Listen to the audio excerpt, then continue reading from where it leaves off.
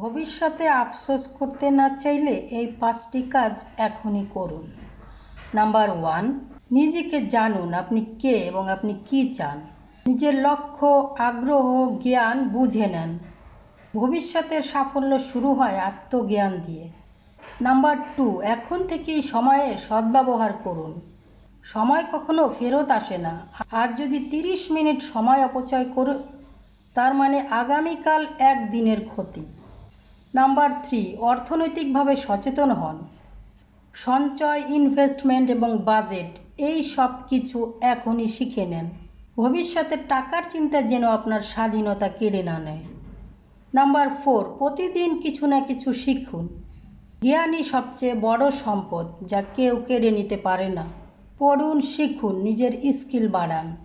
Number 5, সম্পর্ক গড়ুন, কিন্তু সঠিক মানুষের সাথে।